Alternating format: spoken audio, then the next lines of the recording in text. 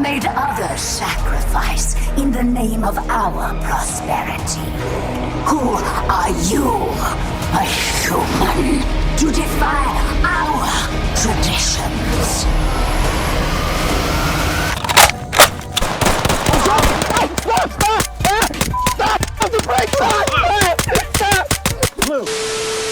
Police officers are required to use a level of force proportional to the suspect they're facing. Sometimes, this requires verbal commands. Sometimes, it requires the ultimate level of force. But many times, the situation is somewhat in between these extremes. A number of different tools have been created to try and address these situations. Batons, pepper spray, tasers. These all were created to address a combative suspect. But they all lack one thing: effectiveness at range. The PepperBall VKS is one solution that has been developed in response to this problem. It's intended to be a non-lethal tool for de-escalating conflict, and several law enforcement agencies and military units have adopted them. But what exactly is the PepperBall VKS? It's first important to note that PepperBall is actually the name of the company. Established in 1996, PepperBall makes non-lethal weapons for both government and civilian markets.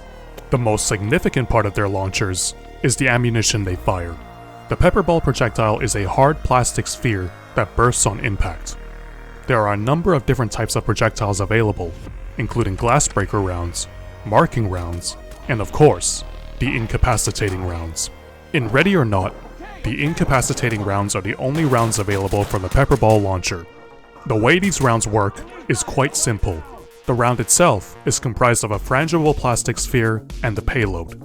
Inside the sphere contains PAVA spray, a spray similar to pepper spray, and is more potent than CS gas.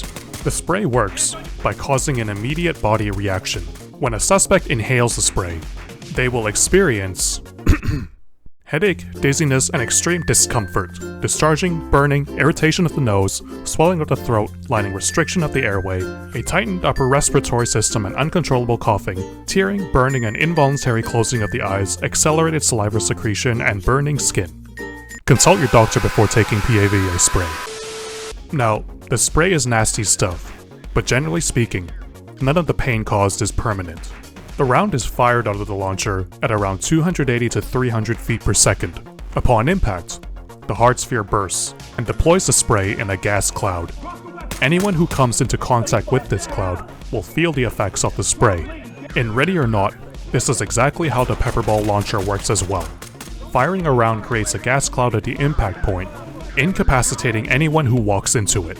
In real life, law enforcement is generally careful about when they use PAVA spray, pepper spray, or other incapacitant sprays. To decipher why, we have to look at how these agencies decide what level of force to use. Typically, most of these agencies rely on some kind of chart or guideline. At the bottom of the spectrum will be verbal commands, typically for a non-combative suspect. At the top will be lethal force, usually in response to a suspect who is ready to cause serious injury or death to someone else. Usually. But in between, there are a number of different levels of force, and sometimes it's not clear what can be justifiably used. In essence, the PepperBall launcher is a tool used to deliver an irritant similar to pepper spray at a greater distance. Pepper spray is usually deployed when officers encounter a suspect who is potentially ready to fight, but isn't quite at that stage yet.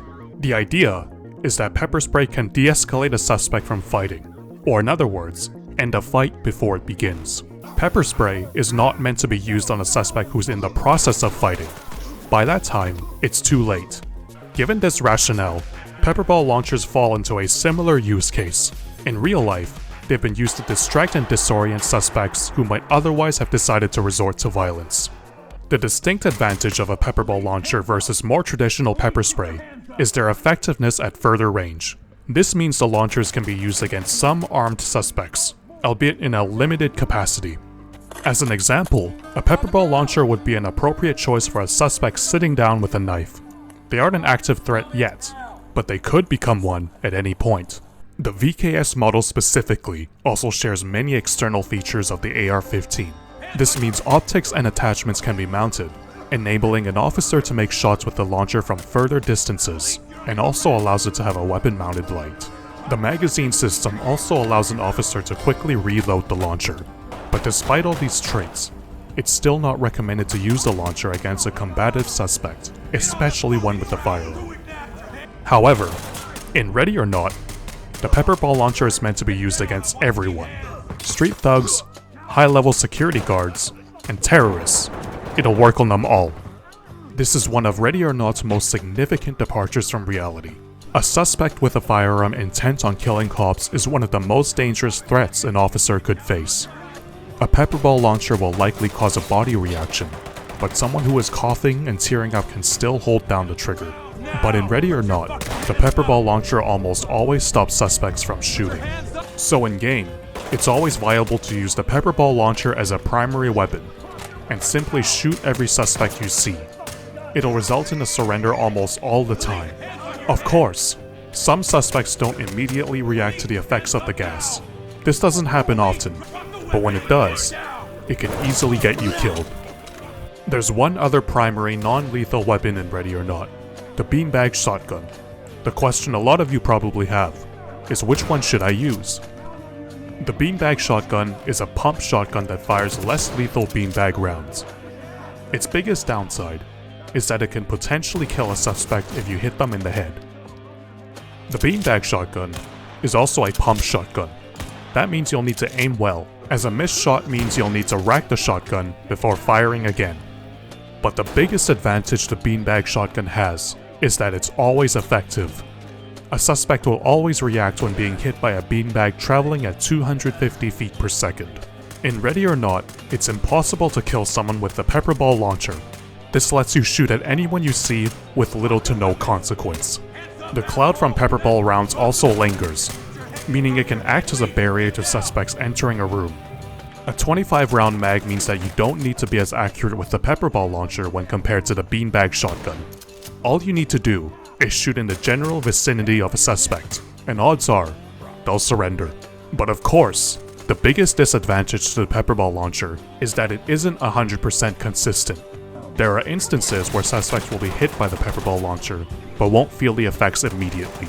The other disadvantage to the PepperBall launcher is how suspects react. When hit by PepperBalls, suspects tend to stumble around while under its effect.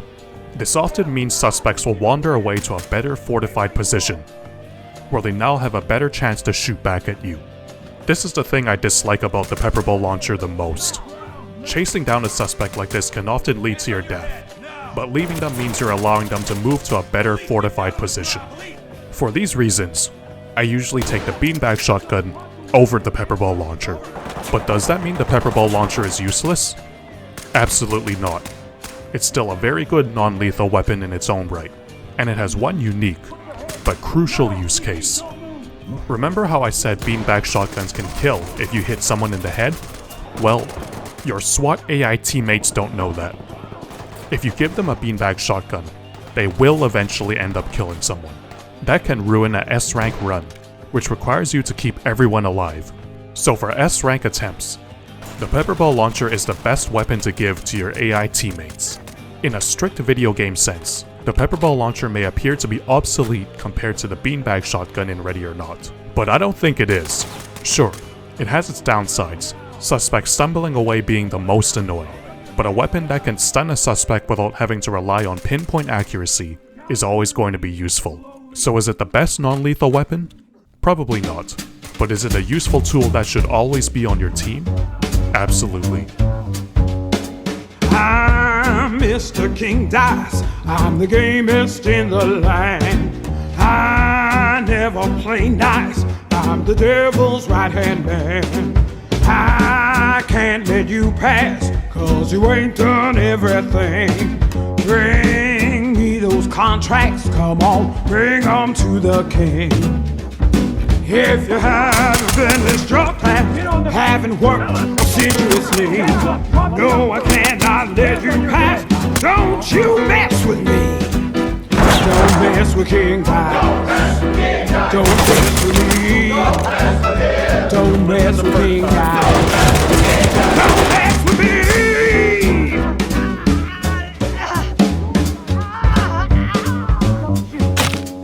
I'm Mr. King Dice, heed just what I say.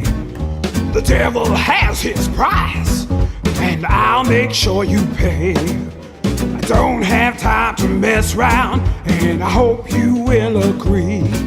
Bring me those contracts pronto! Don't you mess with me! Don't mess with King Dice! Don't mess with me!